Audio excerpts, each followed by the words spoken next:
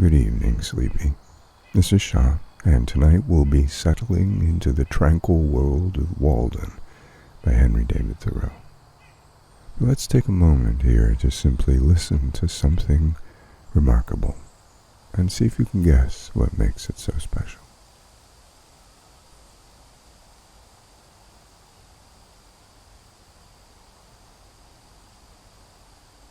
The familiar sounds of nature, yes, wind and water and birds and trees. But what makes this recording so prettily suitable to tonight's reading is that what you're hearing now is the sound of Walden Pond itself. Sound recordist Matt Sheils set up his equipment in the very location where Thoreau's cabin once stood, not far from the shores of Walden Pond. And so we may, in a way, allow ourselves to imagine that this is what it sounded like in 1845, when Henry himself took a moment to step outside his homemade house in the woods to simply listen to the world around him. Let's take a moment to get comfortable and clear our minds.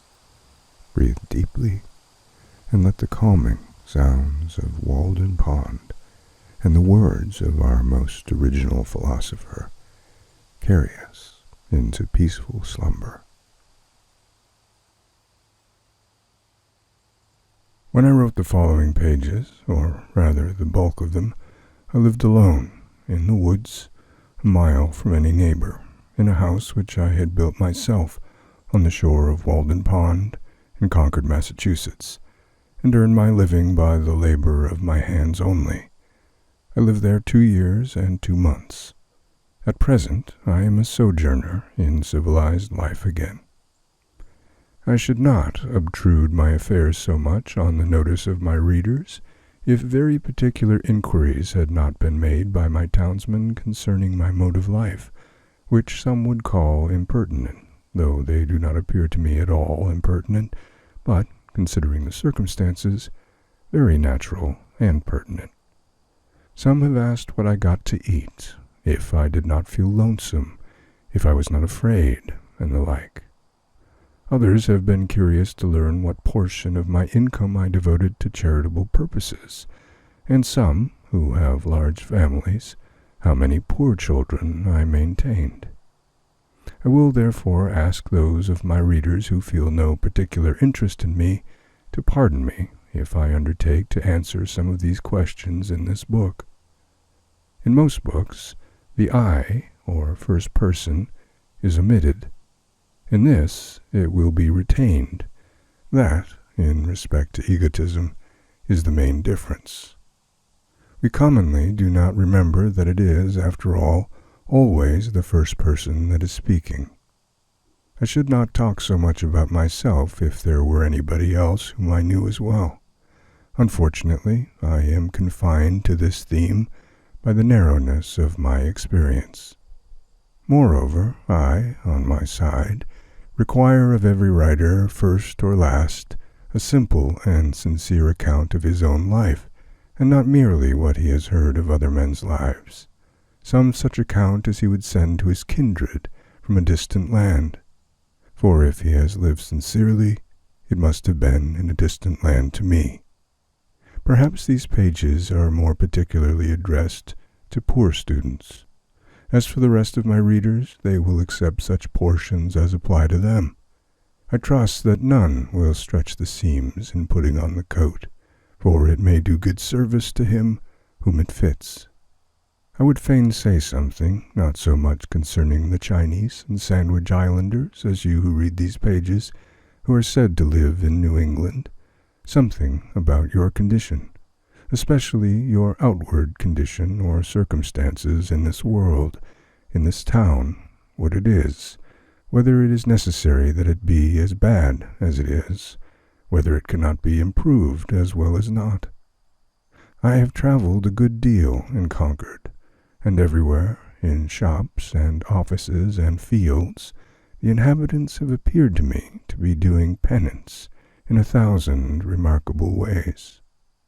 What I have heard of Brahmins sitting exposed to 4 fires and looking in the face of the sun, or hanging suspended with their heads downward over flames, or looking at the heavens over their shoulders, until it becomes impossible for them to resume their natural position, while from the twist of the neck nothing but liquids can pass into the stomach, or dwelling, chained for life, at the foot of a tree, or measuring with their bodies, like caterpillars, the breadth of vast empires, or standing on one leg at the top of pillars. Even these forms of conscious penance are hardly more incredible and astonishing than the scenes which I daily witness. The 12 labors of Hercules were trifling in comparison with those which my neighbors have undertaken, for they were only 12 and at an end. But I could never see that these men slew or captured any monster or finished any labor. They have no friend, Iolaus, to burn with a hot iron the root of the hydra's head, but as soon as one head is crushed, 2 spring up. I see young men, my townsmen, whose misfortune it is to have inherited farms, houses, barns, cattle, and farming tools, for these are more easily acquired than got rid of. Better if they had been born in the open pasture and suckled by a wolf, that they might have seen with clearer eyes what field they were called to labor in. Who made them serfs of the soil? Why should they eat their 60 acres when man is condemned to eat only his peck of dirt? Why should they begin digging their graves as soon as they are born? They have got to live a man's life, pushing all these things before them, and get on as well as they can. How many a poor immortal soul have I met well nigh crushed and smothered under its load, creeping down the road of life, pushing before it a barn 75 feet by 40, its Augean stables never cleansed, and 100 acres of land, tillage, mowing, pasture, and woodlot. The portionless, who struggle with no such unnecessary inherited encumbrances, find it labor enough to subdue and cultivate a few cubic feet of flesh. But men labor under a mistake. The better part of the man is soon plowed into the soil for compost. By a seeming fate, commonly called necessity, they are employed, as it says in an old book, laying up treasures which moth and rust will corrupt, and thieves break through and steal. It is a fool's life, as they will find when they get to the end of it, if not before. It is said that Deucalion and Pyrrha created men by throwing stones over their heads behind them. Indi genis durum sumus experiensci laborum, e documenta domus qua sinus origine nati. Or, as Raleigh rhymes it in his sonorous way, from thence our kind hard-hearted is, enduring pain and care, approving that our bodies of a stony nature are. So much for a blind obedience to a blundering oracle, throwing the stones over their heads behind them, and not seeing where they fell. Most men, even in this comparatively free country, through mere ignorance and mistake, are so occupied with the factitious cares and superfluously coarse labors of life that its finer fruits cannot be plucked by them. Their fingers, from excessive toil, are too clumsy and tremble too much for that. Actually, the laboring man has not leisure for a true integrity day by day. He cannot afford to sustain the manliest relations to men. His labor would be depreciated in the market. He has no time to be anything but a machine. How can he remember well his ignorance, which his growth requires, who has so often to use his knowledge? We should feed and clothe him gratuitously sometimes, and recruit him with our cordials, before we judge of him. The finest qualities of our nature like the bloom on fruits, can be preserved only by the most delicate handling. Yet we do not treat ourselves nor one another thus tenderly. Some of you, we all know, are poor, find it hard to live, are sometimes, as it were, gasping for breath. I have no doubt that some of you who read this book are unable to pay for all the dinners which you have actually eaten, or for the coats and shoes which are fast wearing, or are already worn out, and have come to this page to spend borrowed or stolen time, robbing your creditors of an hour. It is very evident what mean and sneaking lives many of you live, for my sight has been whetted by experience, always on the limits, trying to get into business and trying to get out of debt, a very ancient slough, called by the Latins ace alienum, another's brass, for some of their coins were made of brass, still living and dying and buried by this other's brass, always promising to pay tomorrow, and dying today, insolvent, seeking to curry favor, to get custom, by how many modes, not only state prison offenses, lying, flattering, voting, contracting yourselves into a nutshell of civility, or dilating into an atmosphere of thin and vaporous generosity, that you may persuade your neighbor to let you make his shoes, or his hat, or his coat, or his carriage, or import his groceries for him, making yourselves sick, that you may lay up something against a sick day, something to be tucked away in an old chest, or in a stocking behind the plastering, or, more safely, in the brick bank, no matter where, no matter how much or how little. I sometimes wonder that we can be so frivolous. I may almost say, as to attend to the gross but somewhat foreign form of servitude called Negro slavery, there are so many keen and subtle masters that enslave both North and South. It is hard to have a Southern overseer. It is worse to have a Northern one. But worst of all, when you are the slave driver of yourself. Talk of a divinity in man. Look at the teamster on the highway wending to market by day or night. Does any divinity stir within him? His highest duty to fodder and water his horses.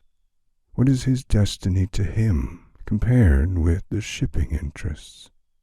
Does not he drive for Squire make a stir? How godlike, how immortal is he! See how he cowers and sneaks, how vaguely all the day he fears, not being immortal nor divine, but the slave and prisoner of his own opinion of himself, a fame won by his own deeds. Public opinion is a weak tyrant compared with our own private opinion. What a man thinks of himself, that it is which determines, or rather indicates, his fate. Self-emancipation, even in the West Indian provinces of the fancy and imagination. What Wilberforce is there to bring that about? Think, also, of the ladies of the land weaving toilet cushions against the last day, not to betray too green an interest in their fates. As if you could kill time without injuring eternity. The mass of men lead lives of quiet desperation. What is called resignation is confirmed desperation. From the desperate city you go into the desperate country and have to console yourself with the bravery of minks and muskrats. A stereotyped but unconscious despair is concealed even under what are called the games and amusements of mankind. There is no play in them, for this comes after work, but it is a characteristic of wisdom not to do desperate things. When we consider what, to use the words of the Catechism, is the chief end of man And what are the true necessaries and means of life? It appears as if men had deliberately chosen the common mode of living because they preferred it to any other. Yet they honestly think there is no choice left. But alert and healthy natures remember that the sun rose clear. It is never too late to give up our prejudices. No way of thinking or doing, however ancient, can be trusted without proof. What everybody echoes or in silence passes by as true today may turn out to be falsehood tomorrow, mere smoke of opinion, which some had trusted for a cloud that would sprinkle fertilizing rain on their fields. What old people say you cannot do, you try and find that you can. Old deeds for old people, and new deeds for new. Old people did not know enough once, perchance, to fetch fresh fuel to keep the fire a-going. New people put a little dry wood under a pot, and are whirled round the globe with the speed of birds, in a way to kill old people, as the phrase is. Age is no better, hardly so well qualified for an instructor as youth, for it has not profited so much as it has lost. One may almost doubt if the wisest man has learned anything of absolute value by living. Practically, the old have no very important advice to give the young. Their own experience has been so partial, and their lives have been such miserable failures, for private reasons, as they must believe, and it may be that they have some faith left which belies that experience, and they are only less young than they were. I have lived some 30 years on this planet, and I have yet to hear the first syllable of valuable or even earnest advice from my seniors. They have told me nothing, and probably cannot tell me anything to the purpose. Here is life, an experiment to a great extent untried by me, but it does not avail me that they have tried it. If I have any experience which I think valuable, I am sure to reflect that this my mentors said nothing about. One farmer says to me, "You cannot live on vegetable food solely, for it furnishes nothing to make bones with." And so he religiously devotes a part of his day to supplying his system with the raw material of bones. Walking all the while, he talks behind his oxen, which, with vegetable-made bones, jerk him and his lumbering plough along in spite of every obstacle. Some things are really necessaries of life in some circles, the most helpless and diseased, which in others are luxuries merely, and in others still are entirely unknown. The whole ground of human life seems to some to have been gone over by their predecessors, both the heights and the valleys, and all things to have been cared for. According to Evelyn, the wise Solomon prescribed ordinances for the very distances of trees, and the Roman praetors have decided how often you may go into your neighbor's land to gather the acorns which fall on it without trespass, and what share belongs to that neighbor.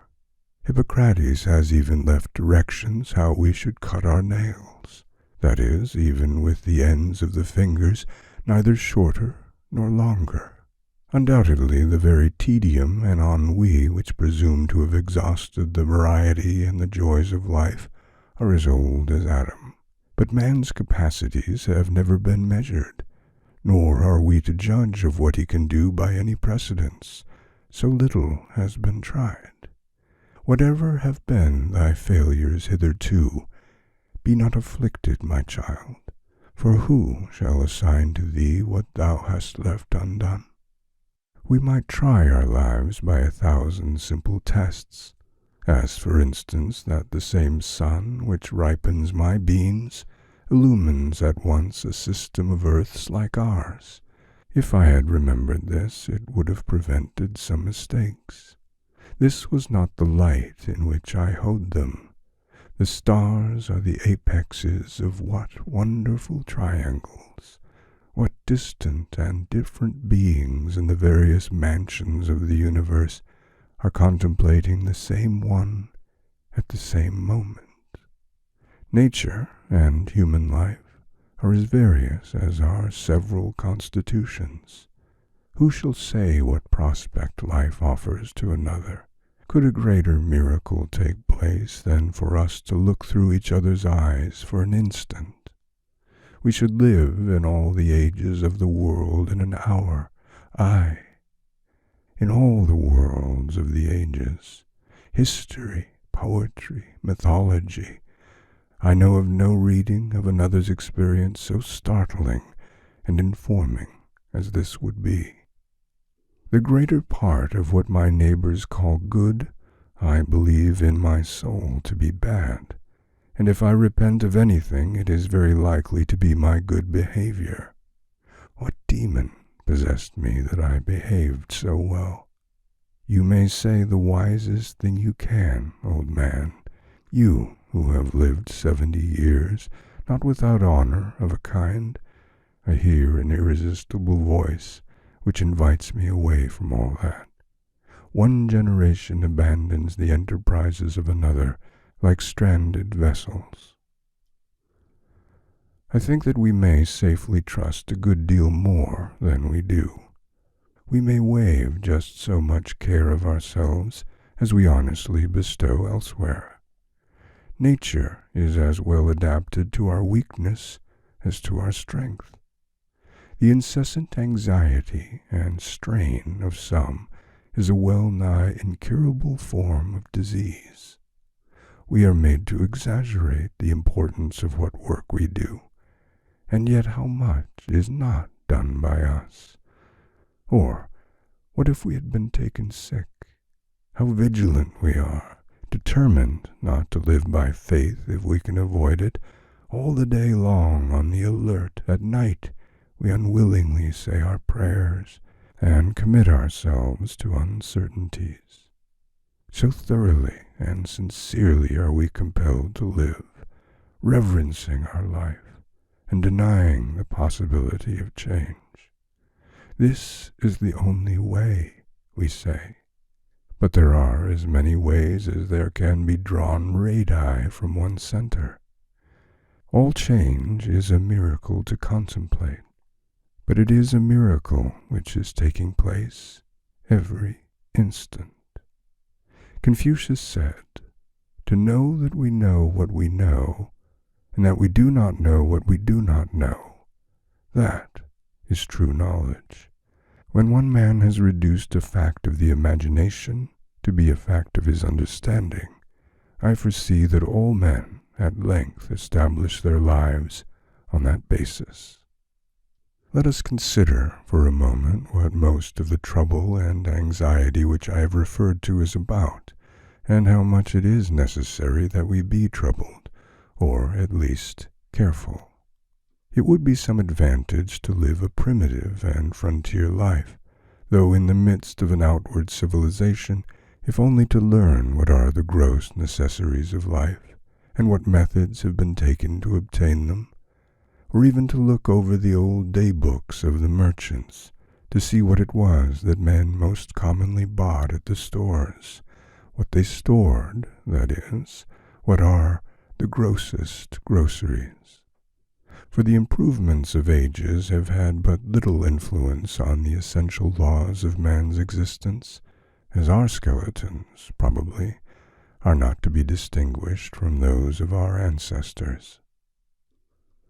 By the words necessary of life, I mean whatever of all that man obtains by his own exertions has been from the first, or from long use has become, so important to human life that few, if any, whether from savageness or poverty or philosophy, ever attempt to do without it.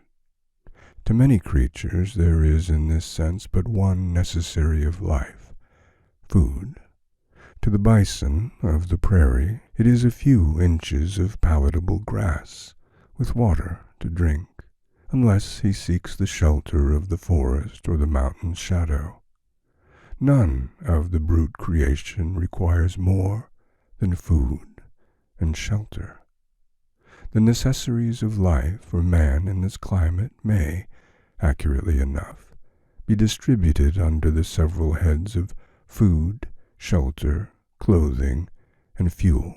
For not till we have secured these are we prepared to entertain the true problems of life with freedom and a prospect of success. Man has invented not only houses, but clothes and cooked food, and possibly from the accidental discovery of the warmth of fire and the consequent use of it, at first a luxury, arose the present necessity to sit by it. We observe cats and dogs acquiring the same second nature. By proper shelter and clothing, we legitimately retain our own internal heat. But with an excess of these, or of fuel, that is, with an external heat greater than our own internal, may not cookery properly be said to begin? Darwin, the naturalist, says of the inhabitants of Tierra del Fuego that while his own party, who were well clothed and sitting close to a fire, were far from too warm, these naked savages, who were farther off, were observed, to his great surprise, to be streaming with perspiration at undergoing such a roasting. So, we are told, the New Hollander goes naked with impunity, while the European shivers in his clothes. Is it impossible to combine the hardiness of these savages with the intellectualness of the civilized man? According to Liebig, man's body is a stove, and food the fuel which keeps up the internal combustion in the lungs. In cold weather we eat more, in warm, less. The animal heat is the result of a slow combustion, and disease and death take place when this is too rapid, or for want of fuel, or for some defect in the draught, the fire goes out. Of course, the vital heat is not to be confounded with fire, but so much for analogy. It appears, therefore, from the above list, that the expression animal life is nearly synonymous with the expression animal heat. For while food may be regarded as the fuel which keeps up the fire within us, and fuel serves only to prepare that food or to increase the warmth of our bodies by addition from without, shelter and clothing also serve only to retain the heat thus generated and absorbed. The grand necessity, then, for our bodies is to keep warm, to keep the vital heat in us. What pains we accordingly take, not only with our food and clothing and shelter, but with our beds, which are our night-clothes, robbing the nests and breasts of birds to prepare this shelter within a shelter, as the mole has made its bed of grass and leaves at the end of its burrow. The poor man is wont to complain that this is a cold world, and to cold, no less physical than social, we refer directly a great part of our ails. The summer, in some climates, makes possible to a man a sort of Elysian life. Fuel, except to cook his food, is then unnecessary.